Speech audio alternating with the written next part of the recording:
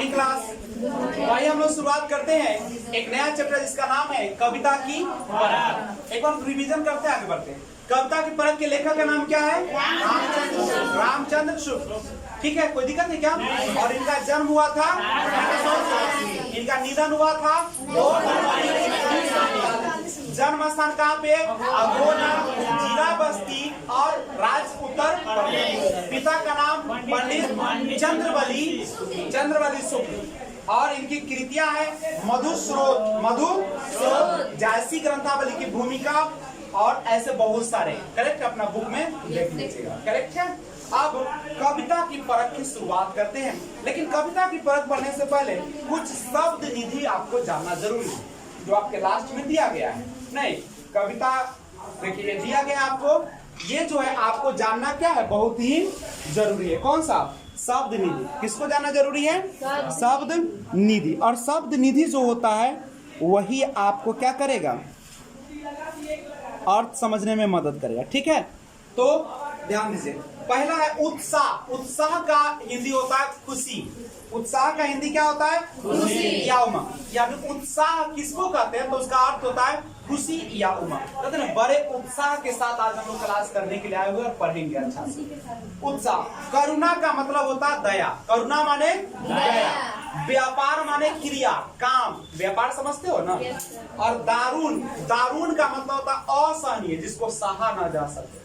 जैसे शादी के बाद का दर्द सहा जाता है, मन रहता है कि तनका खा ले कचौरी कुछो, लेकिन बुढ़िया खाने नहीं देती।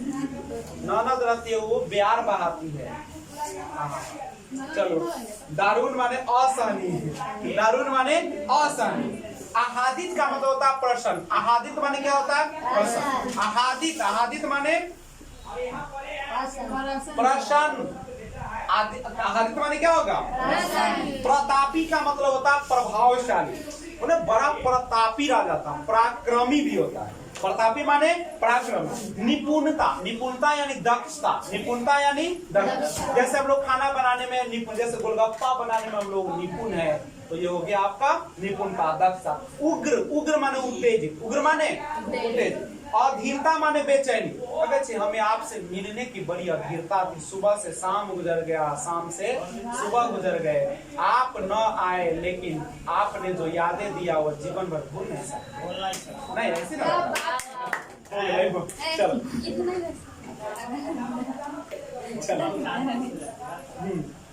उग्र माने उत्तेजित। उग्र माने क्या होता है? उत्तेजित। अधीरता माने बेचैनी। अधीरता माने बेचैनी। ठीक है, अधीरता माने बेचैनी। परिज्ञान का मतलब होता है विशिष्ट ज्ञान। ऐसे रहता हो तो दुनिया चलता हो, ऐसे ना बोलियो। बेटी 30 साल से पहले जाए थे भाई ना, जब ना जाए कि ना आए, जहाँ रहो नौकरी करो।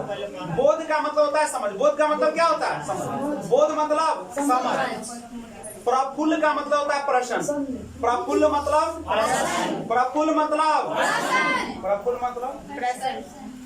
हम पूछ पाए तो मुस्कुरा देते। चलिए देखिए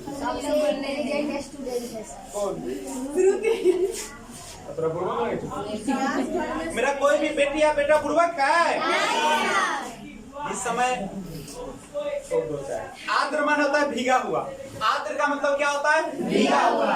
और रमणीय सुंदर। रमणीय मतलब सुंदर। समक्ष माने सामने। समक्ष माने सामने। विकराल का मतलब भयानक। अच्छा, विकराल मतलब भयानक। की कहतो यूट्यूब पर सुन बउआ के पढ़वैतिन के सियान के पढ़वैतिन बउए से अभी जन्मे ले। समक्ष माने सामने। समक्ष माने विकराल यानी भयानक। विकराल यानी श्रीगाल। सियार को बोलते हैं। कांति चमक। व्यंजना व्यक्त या प्रकट करना। खंजन चंचल आंखों वाला विशिष्ट पक्षी। खंजन एक क्या होता है? चंचल आंखों वाला विशिष्ट पक्षी को क्या कहा जाता है? खंजन। क्या कहा जाता है? खंजन। कुतूहल माने होता है विस्मय। विस्मय माने आश्चर्य से देखा। जैसे स्टेज पर लड़का लड़की आती है तो हम लोग बड़ी विस्मय से देखते हैं ना, आश्चर्य से देखते हैं ना। हे भगवान का जोड़ी सलामत रखे, कहीं लड़ाई झगड़ा न हो, पत्नी कहीं 12 बजे की पार्क चलत ले जाए। लेकिन ऐसा होता नहीं है। दूषण का मतलब होता है दोष। दूषण माने मुँहे दोष मतलब दोष, और परिमाण माने मात्रा। कलंक के दोष कहे, कलंक समझ चाहिए। तो अब हम लोग कविता की शुरुआत कर सकते हैं। कविता की पर शुरू करें। छोटा सा चैप्टर, मजा आएगा ना। मुझे तो अपनों ने लूटा, गैरों में मेरी कश्ती थी डूबी जहाँ तो पानी कम था तो नाक लगा के चुल्लू भर में मर जाता। चलो कविता की परख शुरू करें। लाइन शुरू होता है, कविता का उद्देश्य। उद्देश्य यानी लक्ष्य। कविता का उद्देश्य हमारे हृदय पर प्रभाव डालना होता है ना। जैसे हम लोग कविता पढ़ते हैं, बसंती कैसे बोलते हो? हवा हूँ हवा में बसंती हवा हूँ, जिधर चलती हूँ उधर यादें नहीं। बड़ी बाबली हूँ बड़ी मस्त मौला, जिधर चाहती हूँ उधर घूमती। तो देखिए दिल पर लग ना, जैसे शादी से पहले लड़की ऐसी होती, बसंती हवा, जिधर चाहती हूँ उधर घूमती हूँ, बड़ी मस्त मौला ना, मतलब समझे। लेकिन क्या शादी के बाद लड़कियों का जीवन ऐसा होता? मैं कहता हूँ किस्मत कुछ नहीं। किस्मत तो शादी जिस दिन हो गई किस्मत टूट गया। तो एक बार करके देख लो।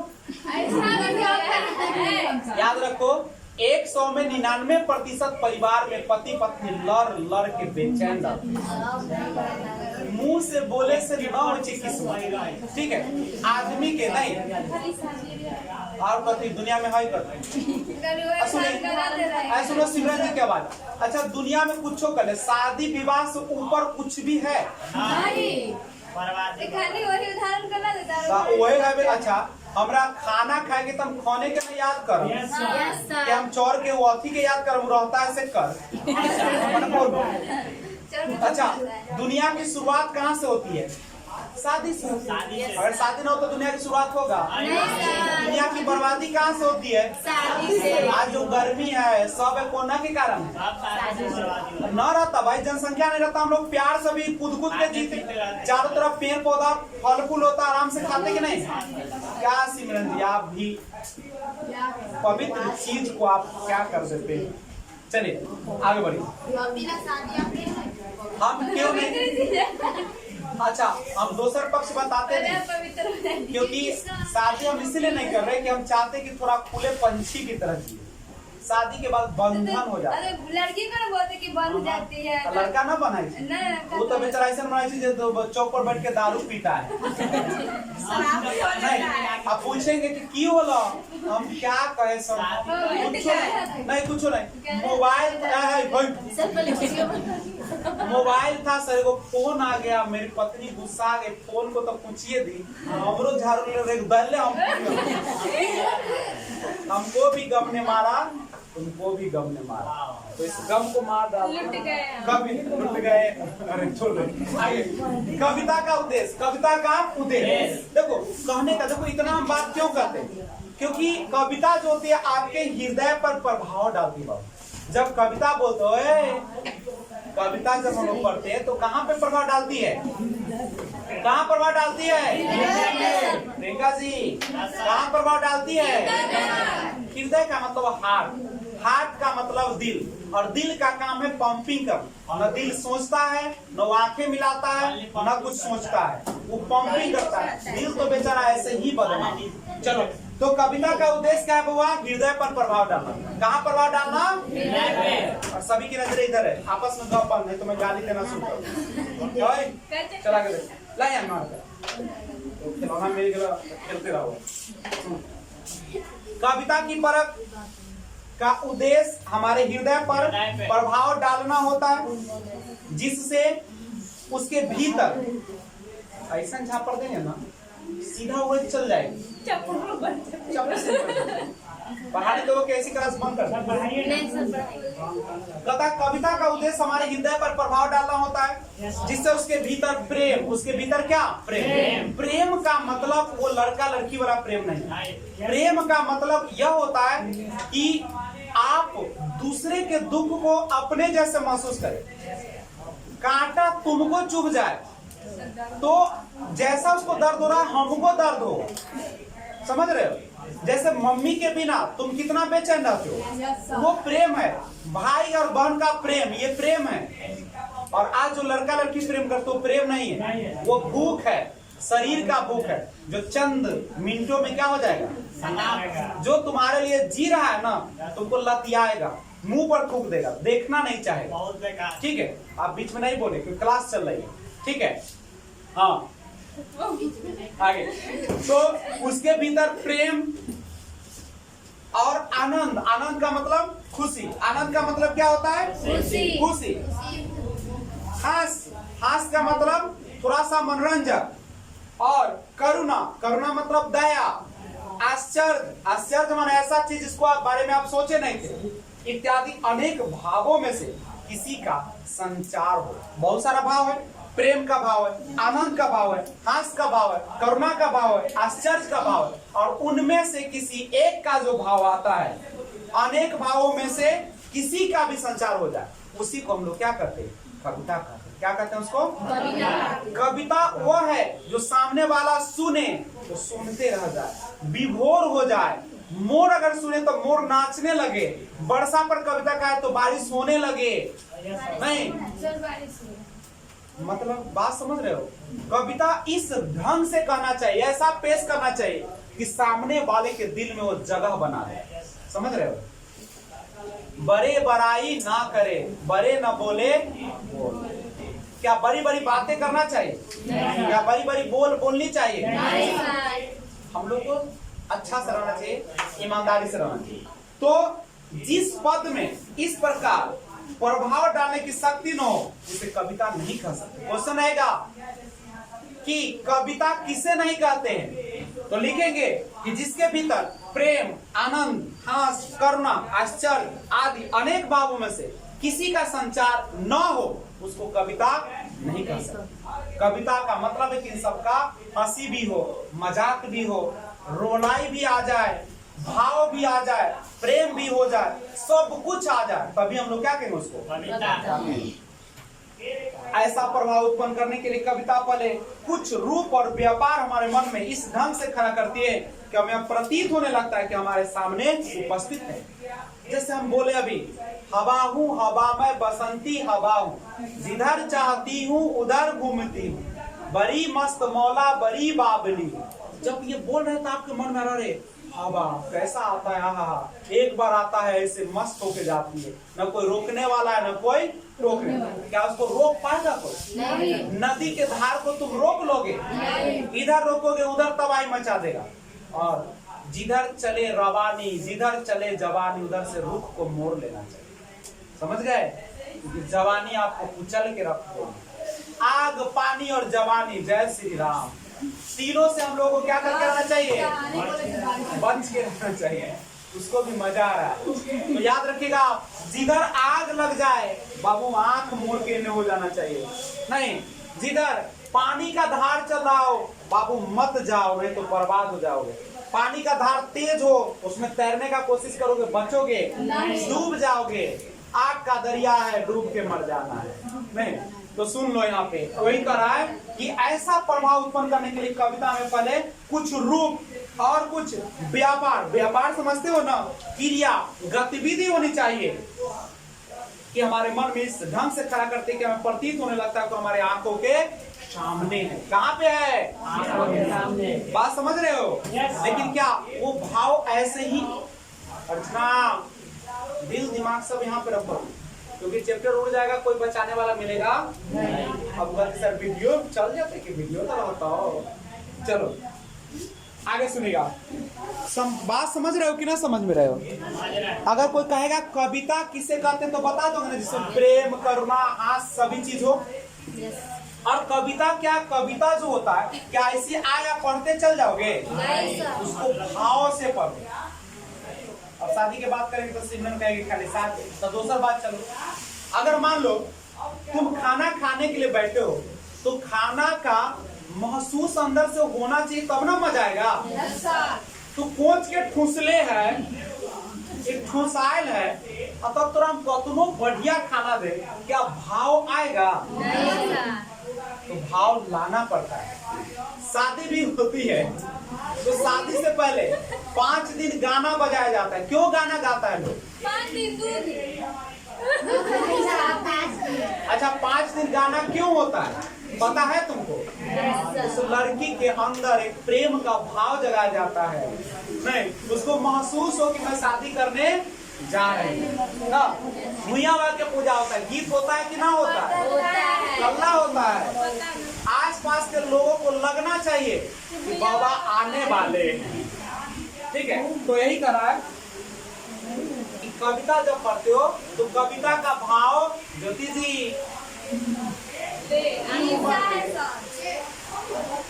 देखिए ना, रीसा है। कौन है? कौन है तो रीसा करती है? हाँ, मुकरा पीछे वाले के बोले। आइए, जिस मानसिक शक्ति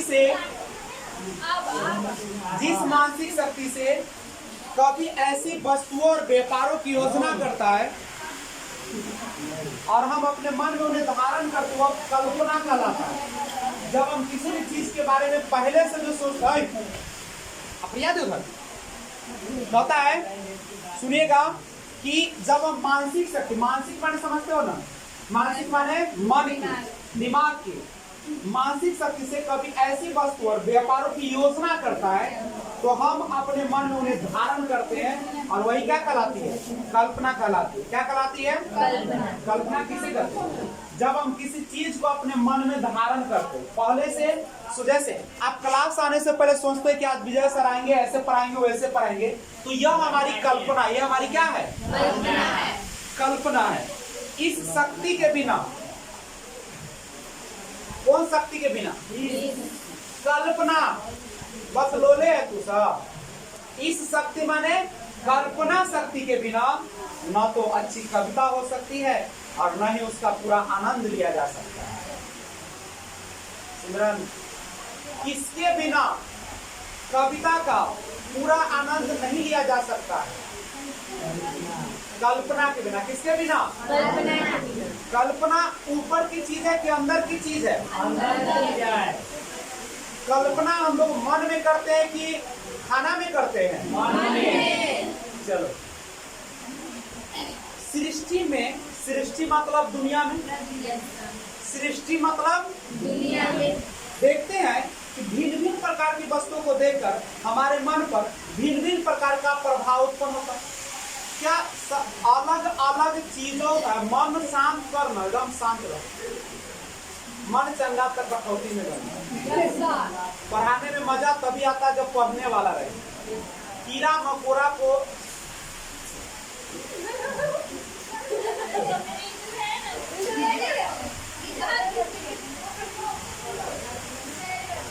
चलिए,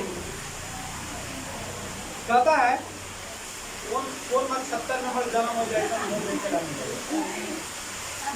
कहता है कि किसी सुंदर वस्तु को देखकर हम प्रफुल्ल हो जाते हैं। अच्छा, क्या दुनिया में सभी चीजों के प्रति क्या एक ही रंग का भाव होता है? नहीं। मम्मी को देखते हो तो अलग भाव, भाई को देखते हो तो अलग भाव, बाराती को देखते हो तो अलग भाव। तो हमारे मन में अलग अलग चीजों के लिए अलग अलग प्रकार का भाव है। और किसी सुंदर वस्तु को देखकर हमारा मन कैसा हो जाता है? खुश हो जाता है, प्रफुल्ल हो जाता है, आनंदित हो जाता है। किसी अद्भुत वस्तु या व्यापार को देखकर आश्चर्यमग्न हो जाता है। आश्चर्यमग्न मतलब जो हम पहले देखे नहीं तो ऐसा हो गया। किसी दुख के दारुण, दारुण का मतलब क्या होता है? असहनीय, जिसको सहा। कहता है कि किसी दुख के दारुण, दुख के दारुण मतलब ऐसा दुख जिसको सहा देखकर करुणा से आद्र हो जाता है। करुणा का मतलब क्या होता है? दया। आद्र हो जाता है। आद्र का मतलब समझते हो? आद्र का मतलब होता है भीग जाता है। आदर का मतलब क्या होता है? अच्छा, जब किसी के दुख को देखते हो तो हमारी आंखों से आंसू आने लगता है कि नहीं आता है?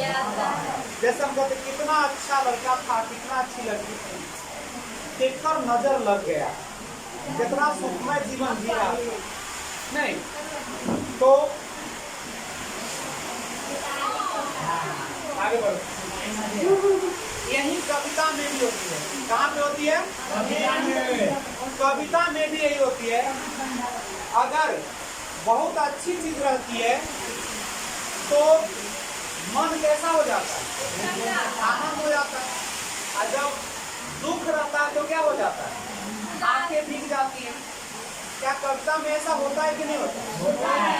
जब फिल्म देखते हो और जब देखते हो कुछ अन्याय हो रहा है तो हम लोगों के मन पर भी आंसू आने लगता है कि नहीं? आंख से जिस भाव का उदय कवि को पाठक के मन में कराना होता है, उसी भाव को जगाने वाले रूप और व्यापार वो अपने वर्णन द्वारा पाठक के मन में लाता है। हम जैसा भाव लाना चाहते हैं ना, उसी प्रकार के भाव को हम उसके अंदर क्या कर देते हैं। जरा मैं बार बार कहता हूँ, कोई भी हम करते हैं पूजा पाठ तो उसके पहले कुछ विधि व्यवहार करवा देते 2-4 दिन पहले, ताकि उसके मन में वैसा महसूस होना शुरू हो जाए। जिस भाव का उदय कवि को पाठक के मन में कराना होता है, उसी भाव को जगाने वाले रूप और व्यापार वो अपने वर्णन द्वारा पाठक के मन में क्या करता है? पहले लाता है। वर्षा का कविता अगर होगा, वर्षा का कविता होगा तो पहले कवि क्या करेगा? वर्षा जैसा माहौल बनाएगा, वर्षा वाली बातें करेगा, आपके मन में महसूस होने लगा कि बारिश हो रही है। नहीं, यदि सौंदर्य की भावना उत्पन्न करके, सौंदर्य माने सुंदरता, की हो जाए छुपी, यदि सौंदर्य की भावना, सौंदर्य की हो जाए, समस्या खराब हमसे पूछो ना। कहता यदि सौंदर्य की भावना, सौंदर्य माने सुंदरता, सौंदर्य माने सुंदरता, अगर उत्पन्न करके मन को प्रफुल्ल और आह्लादित करना होता है। प्रफुल्ल का मतलब क्या होता है? प्रफुल्ल का मतलब क्या होता है बच्चे लोग? प्रसन्न होता है। प्रफुल्ल माने क्या होता है? और आह्लादित का मतलब भी प्रसन्न होता है। तो कहता है यदि सौंदर्य की भावना उत्पन्न, यदि सुंदरता की भावना को उत्पन्न करके मन को प्रफुल्ल माने आनंदित और आह्लादित, आह्लादित माने भी क्या होता है? प्रसन्न करना होता है, तो कभी किसी सुंदर व्यक्ति अथवा किसी सुंदर और रमणीय स्थल, रमणीय स्थल का मतलब क्या होता है? रमणीय का मतलब होता है कि ऐसा जगह जो कि बहुत ही सुंदर हो, शब्दों द्वारा चित्रण करता है। सूरदास जी ने श्री कृष्ण के अंग प्रत्यंग का जो वर्णन किया है, उसे पढ़कर सुनकर मन सौंदर्य की भावना में लीन हो जाता है। जैसे आप लोग सुनते हैं कि मैं नहीं माखन खायो, हाँ भैया मोरे मैं नहीं माखन खायो, तो वो जब बोलते हैं तो आपको लगने लगता है क्या, इन्हें नंद जी है, इन्हें माता यशोदा है, और इधर माखन रखा हुआ है, भगवान श्री कृष्ण चढ़ के और ऊपर से हांडी को फोड़ लेते हैं, बेचारे को मुंह में लगा हुआ है। अब मम्मी कहती है कि माखन खाओ, कहते मैं नहीं माखन खाओ मैया, हाँ जबकि लागल है, तो कितना सुंदर भाव लगता है। तो कहता है कि अगर भाव उत्पन्न कर दिया जाए तो कविता का मजा ही क्या हो जाता है? बहुत अच्छा लगता है ना, खूब मजा आने लगता है। जैसे तुम लोग को भी मम्मी से अगर पैसा लेना होता है तो क्या करते हो? मम्मी को एकदम भाव बनाते हो ना कि मम्मी तुम्हारे जैसे माँ मिलना तो दुनिया में बड़ा मुश्किल है। ऐसा ख्याल कौन रखेगा? तब काम माथा पर ऐसे करते तो मम्मी कितना तोरा चिंता हो जाए। बाकी चिंता न करिए, हमहू तोरा साथे हथिया। तू कहियो ना सोचे कि तोर बेटी के गलत करता हो ना, तुम जहाँ रहते ना बेटी अच्छा से रहो, तोरा संस्कार हो, बात ऐसा ना मम्मी की कहियो, बोलो हमरा मन है कि वो अच्छा ड्रेस खरीदे, सबके जब देखल तो हमरो मन करे छे। बाकी तोरा हम इहो जाने कि तोरा पैसा अभी न हो ना, तो हम अच्छा न ये बेटी त की बेटे बेटी ला न होय से है, तोरा हम कानून से व्यवस्था कर देबो। पैसे देखला वो अथी है मोचित है भाव है अब तुम जाके कब हमारा ड्रेस किने को देवे के हो मारो ना ड्रेस के फलवा के बेटी ना नहीं चाहिए पढ़े ना पढ़े लिख के गुण ना बना तो बबेरिया अति सुंदर हो ना आ देखिए और निम्न से कभी कि मम्मी देखिए तनका सज्जल धजल रहे तो अच्छा ना लगे साफ सुथरा तो समझ उसी कहते हैं कि गोस्वामी तुलसीदास की गीतावली में चित्रकूट का वर्णन कितने देखिए हमारे साथ समझ रहा था